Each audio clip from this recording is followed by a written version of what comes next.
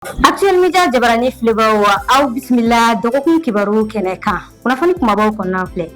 a yirala k'a fɔ min ye Asimi Junior ye ale ye maa ye bi min dakodɔn bɛ kosɛbɛ ka sabu kɛ ani jamana ɲɛma Général d'armée Asimi Goïta ani o bɔɲɔgɔn kosɛbɛ.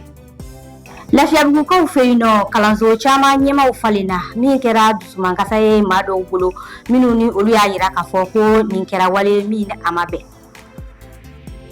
A yirala sisan da in na k'a fɔ min ye Lafiyabugukaw fɛ yen nɔ kalanso minnu bɛ yen nɔ olu ɲɛma caman falenna minnu ni olu kɔni kɛra dusumankasa ye maa dɔw fɛ u y'a yira k'a fɔ ko nin kɛra wale min ni jateminɛ ma kɛ a la ko sariyaw taara k'a dɔn k'a sɔrɔ u ma lajɛli kɛ olu ka baara kɛlen tɛmɛnenw na wa fɛnɛ ko ɲɛfɔli kan ka kɛ a kow kan Maïmouna Dawu ale ye ɲinini kɛ a kow la a bɛ jɛ ka u ɲamada. Les directeurs qui ont été mutés, moi-même je suis dans le lot.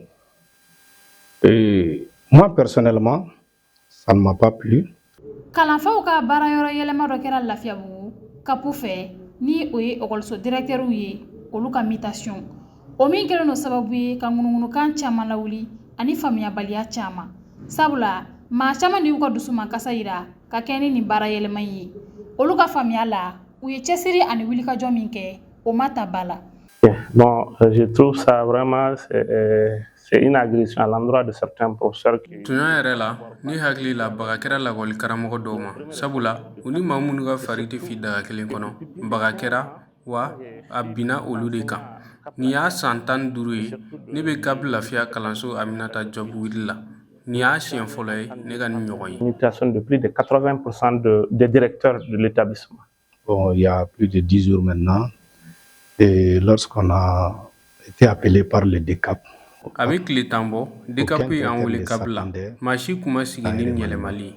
an talen kɔ CAP ye ɲɛfɔli k'an ye ɲɔgɔndan tɛmɛnenw kan o kɔfɛ an ye ɲɛfɔli wɛrɛw kɛ ɲɔgɔn ye o de kɔfɛ a ye an ladɔnniya ko a bɛna yɛlɛmaliba kɛ kɛmɛ sara la kalanfan 90 olu de bɛna yɛlɛma yɔrɔ wɛrɛ la wa o baaraw yɛrɛ bɛɛ banna.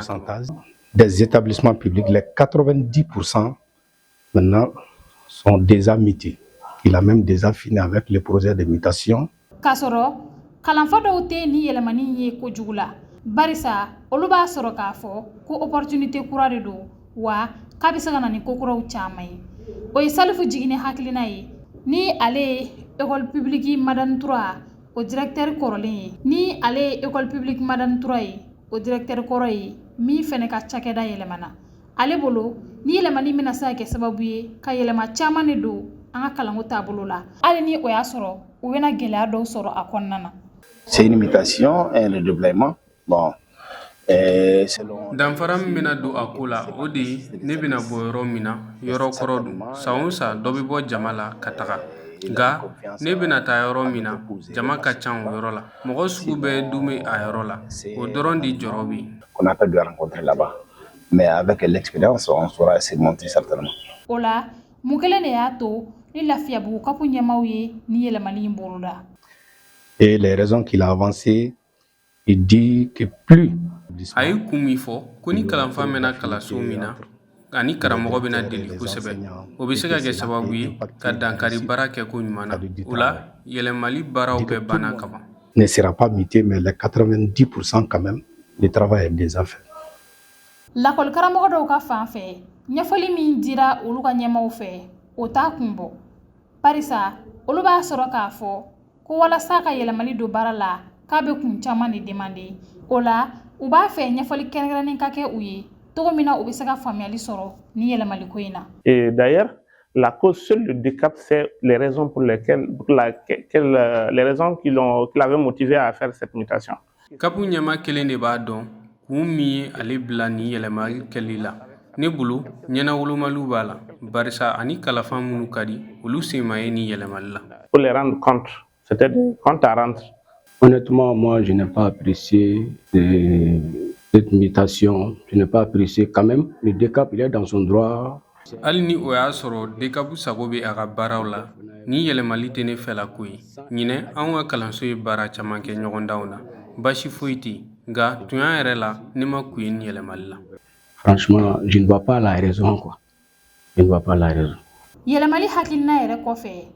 kalanfa ninnu caman de y'a faamuya k'a fɔ ko olu ka sɛgɛnw ani u ka cɛsiriw ko yɛlɛma o tara bala wa. Faire ces instructions, nous nous sommes mobilisés au mieux que nous pouvons. An ka laɲiniw kɔfɛ an y'anw jija walasa ka cɛsiri kɛ an ka baaradaw latigɛ ko ɲuman na.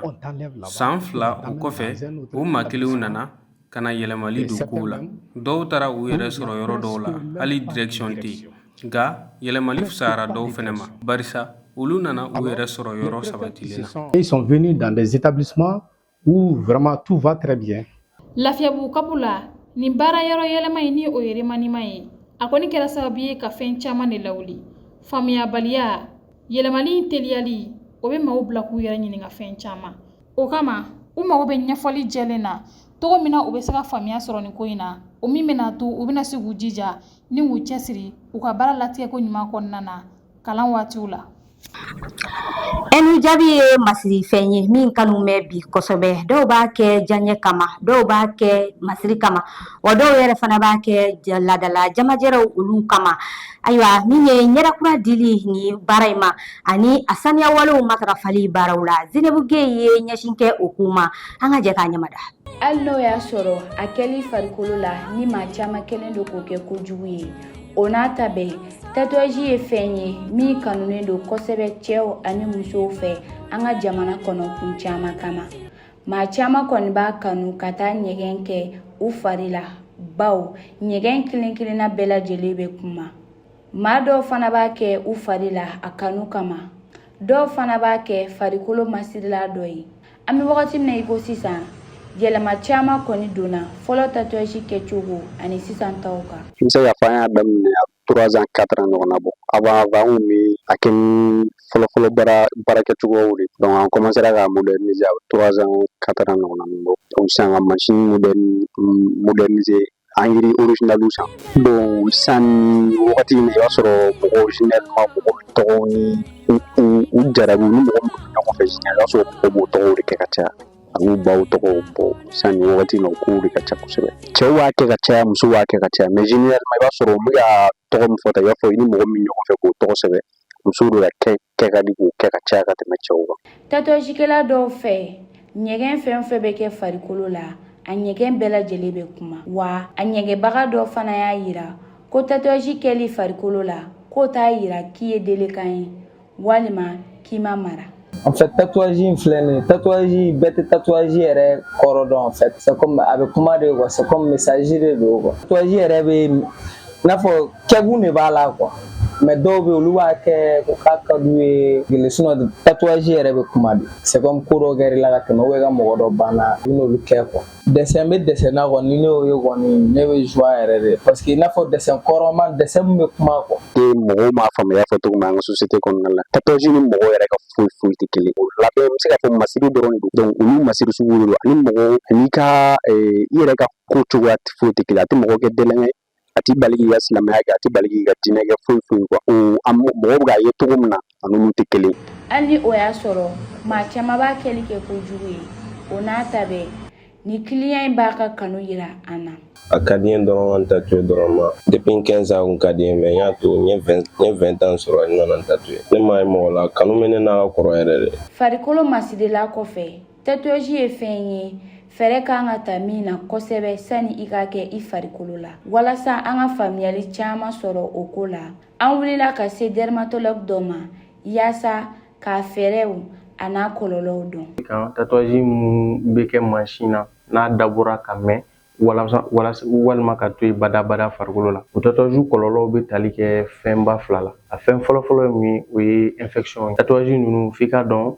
u kɛli la farikolo de bɛ sɔgɔ ka fɛn dɔ injecter a kɔrɔla la ka fɛn dɔ bila ka taa a kɔrɔla la o de bɛ a couleur ninnu d'a ma a saruwa d'a ma donc o fɛn ninnu kɛtɔ ni a ma kɛ condition dɔw la nɔgɔw bɛ se ka don farikolo fɛ o nɔgɔw bɛ se k'a to farikolo bɛ degun sɔrɔ o degun bɛ tali kɛ infection na a bɛ se ka nɛn bɔ a bɛ se ka bilen a bɛ se ka funu o ye infection kɔlɔlɔ dɔ ye bakuruba filanan mun bɛ yen o ye an b'a fɔ tubabukan na les risques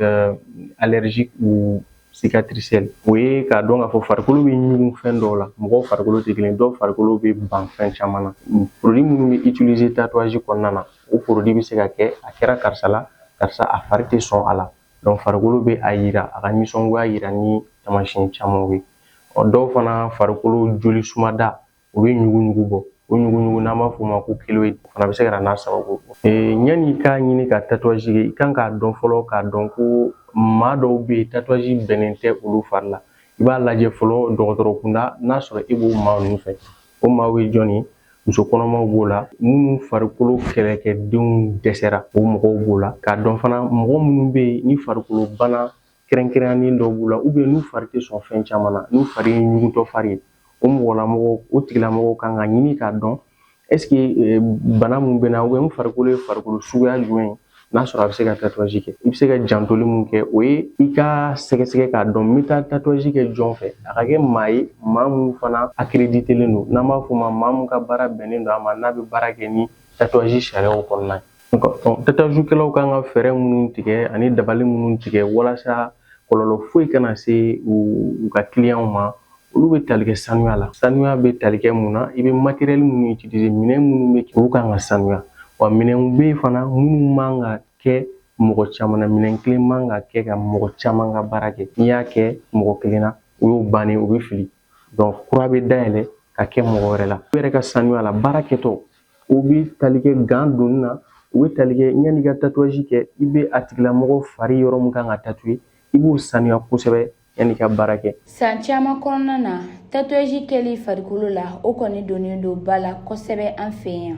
ka tɛmɛ a diyaɲɛ kan a bɛ fɛn caman kofɔ wa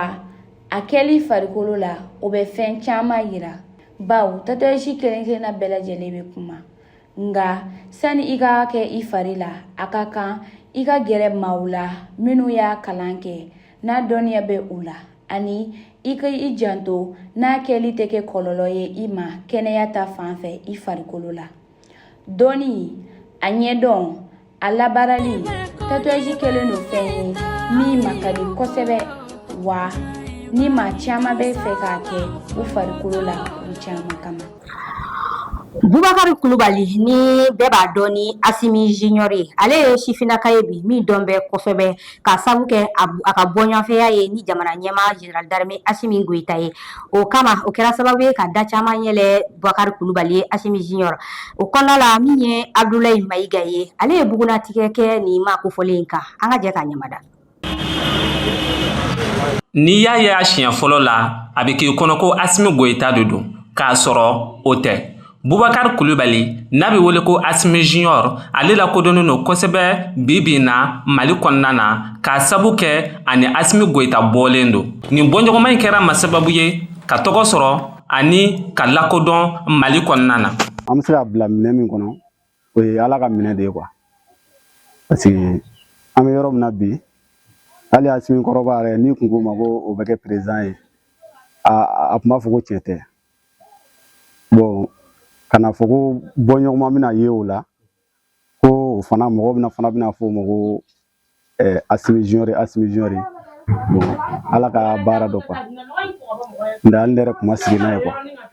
Asimi Junior ale bangena Joyila san 1983 o min bɛnna Général Asimi Goyita yɛrɛ ka bange san ma wa ani Asimi Goyita ka bɔɲɔgɔnka jateminɛw bolila kan kabini san 2021 wa kabini o waati la a ye tɔgɔ sɔrɔ wa kɛra ma sababu ye ka jɛɲɔgɔnya dɔw sinsin ani maa caman ni ɲɔgɔn cɛ. Asimi Junior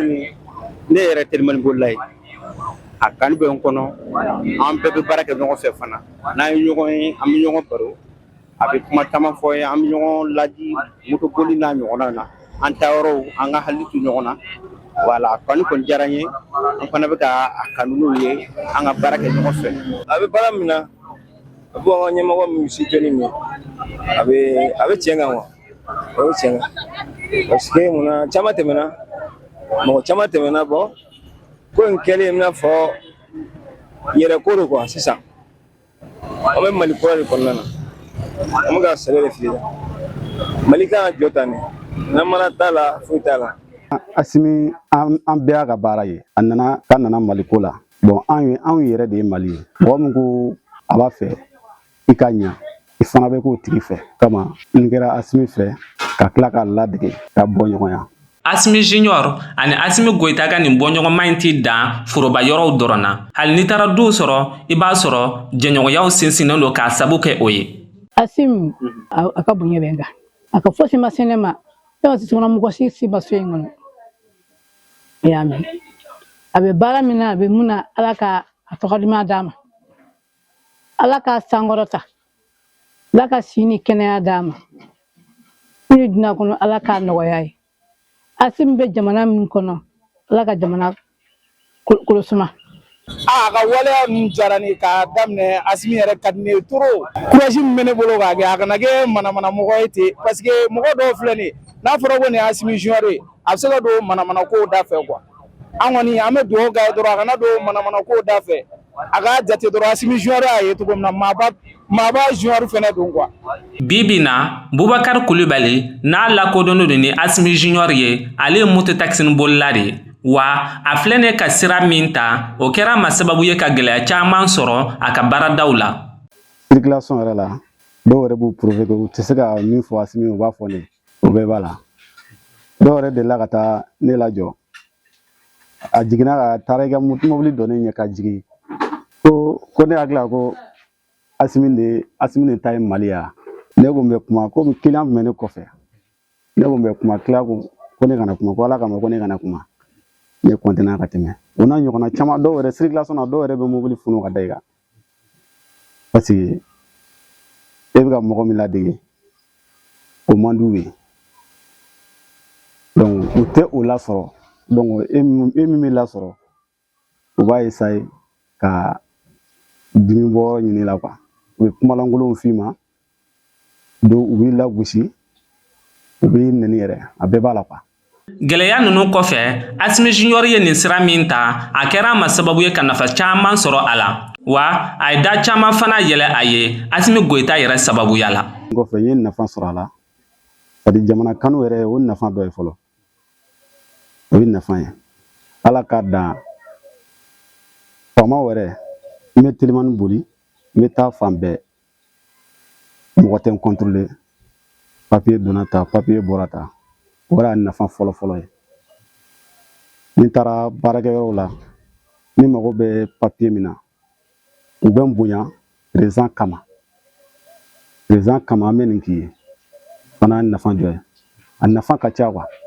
dɔw yɛrɛ bɛ se k'i tɛmɛtɔ to ka i sanɲɛ sɔngɔ d'i ma Asimi ni minɛ i ka taa i sanɲɛ sa. An bɛ waati min na i ko bi Bubakar Kulibali n'a bɛ wele ko Asimi Junior denbayatigi don wa a sigiyɔrɔ bɛnnen don Bulukasumbugu ma. Nin bɛɛ kɔfɛ fo ka taa fɔ min Bubakar Kulibali kɔni bɛ to Asimi Junior ya in na ka d'a kan a y'a kanu k'o sira in de ta wa a b'o sira in de kan tuguni. Actuellement jabarani filɛbɛw an b'a fɔ k'a waleɲuman dɔn nin bɛ dansigi kɛ an ka bi kunnafoniw la a k'an bɛn diɲɛ waati wɛrɛ n'Ala ka jɛ.